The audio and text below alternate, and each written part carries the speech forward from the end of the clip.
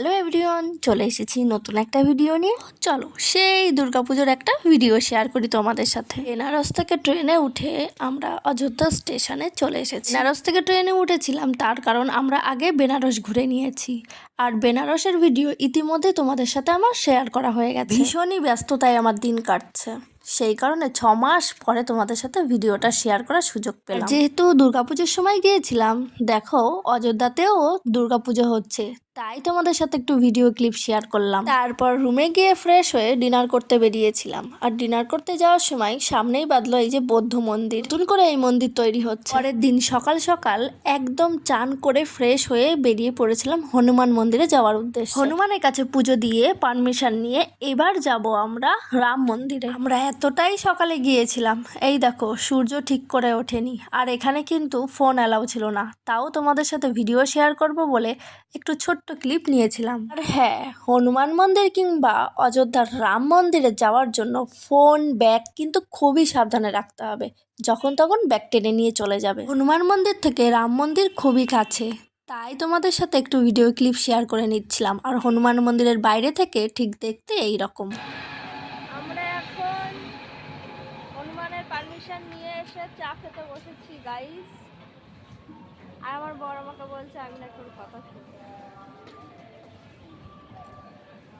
আমার কথা শুনবে কি শুনবে না। বলে এখানে আমি আমার বরের কথা শুনিনি, কারণ আমার জুতো ছিঁড়ে গেছিলো, আমাকে বলছিল চলো আমি তোমাকে জুতো কিনে দিই, আর আমি যেতে চাইছিলাম না। ঠা দেওয়ার পরে আমার জুতো কিন্তু ঠিকই হয়ে গেছিলো, তাই ভাবলাম বাড়ি গিয়েই জুতো কিনবো, এখানে যদি কিনি ঠকিয়ে দেয় আমাকে। খুব সকালে ঘুম থেকে ওঠার কারণে আমার ভীষণ মাথা যন্ত্রণা করছিল, তাই আমি একটু চা খেয়ে নিয়েছিলাম। আর আমার বর কিন্তু চা খায়নি, কারণ সে ভালোই বাসে না চা খেতে। পরেই দেখো হনুমান মন্দির থেকে হাঁটতে হাঁটতে আমরা রাম মন্দিরে চলে এসেছি। বেশি দূর না কিন্তু, স্থাপত্য শৈলীতে নির্মাণ এই মন্দিরটি রাম জন্মভূমিতে অবস্থিত। এখানে রামলালার প্রাণ প্রতিষ্ঠা করা হয়েছে। 18 থেকে 19 কোটি টাকা ব্যয় নির্মাণে এই ঐতিহাসিক ও সাংস্কৃতিক কেন্দ্র তৈরি হয়েছে। এই রাম মন্দির সরায়ু নদীর তীরে অবস্থিত। তো আমরা সরায়ু নদীর তীরেও গিয়েছিলাম, তো সেই ভিডিও তোমাদের সাথে পরে শেয়ার করব।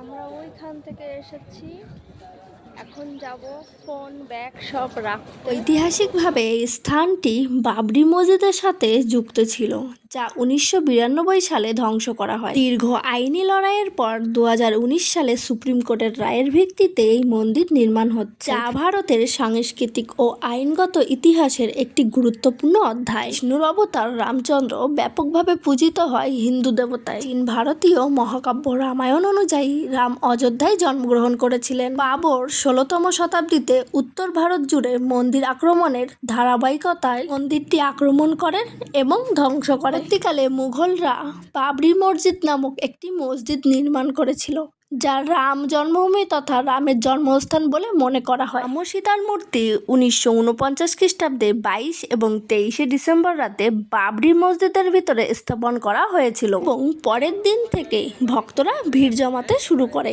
আর এইদিকে আমি আমার মতন করে ভিডিও করছিলাম, আর তোমাদেরকে বলছিলাম জাস্ট অসাধারণ। আর এইদিকে দুটি ছেলে, আমি চিনিও না, আমার ভিডিওর মধ্যে 2 আঙুল দেখাচ্ছে। এই হলো সেই মুহূর্ত যেই মুহূর্তে আমি ফোন ব্যাগ সব জমা দিয়ে দিয়েছিলাম। হ্যাঁ, ভিতরে ফোন ব্যাগ রাখার জন্য কোনো টাকা পয়সা লাগে না, একদমই ফ্রি। ঘুরে তোমার কেমন লাগলো বলো?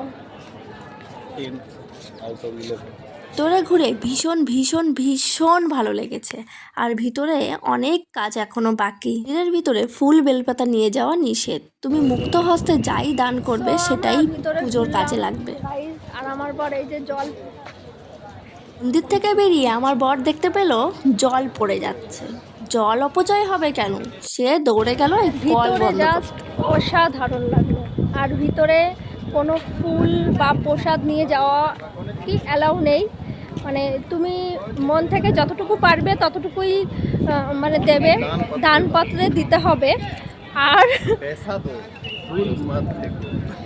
আর বেরোনোর সময় আমাদের পুজোর প্রসাদ দিয়েছে, আর বাঁদরটা ছুটে আসছে, দুজনকে দুটো দিয়েছিল, দুজনকে দুটো দিয়েছে প্রসাদ, কিন্তু আমরা একটা খেয়ে নিয়েছি, আর একটাই যে আছে তোমাদেরকে দেখালাম, এর মধ্যে আছে বোঁদে। ভিডিওর মধ্যে তোমাদেরকে একটা কথাই বলতে চাই, তোমরা যত তাড়াতাড়ি সম্ভব এখানে এসে ঘুরে যাও, দেখো আমাদের রাম মন্দির কেমন হয়েছে। ভিতরে এখনও মানে কি বলবো, এখনো পর্যন্ত আমার যেটা মনে হয়েছে 10% কাজ কমপ্লিট হয়েছে, এখনও বাকি 90% কাজ এখনও শেষ হয়নি। তবে যখন পুরোপুরি শেষ হয়ে যাবে তখন যে কেমন লাগবে বলার একদম বাইরে। তো আমি চাই যে তোমরা সবাই আসো, এসে একটু রাম মন্দিরটা দর্শন করে যাও। আর হাত থেকে প্রসাদ সাবধান, বাদর এসে ছুটে আমার নিয়ে চলে যাচ্ছিল। আর এখানে বলতে বলতেই আবার বাদর ছুটে ছুটে চলে এসেছে আমার হাত থেকে প্রসাদ নিয়ে নেওয়ার জন্য। তো রাম মন্দিরে এসেছি আর হনুমানের সাথে একটা সেলফি তুলবো না, এটা কখনো হয়? তো এই হনুমানদের থেকে খুব দূরে থাকতে হবে, কারণ দুমদাম করে কখন কি করে ফেলবে একদম ভাবার বাইরে।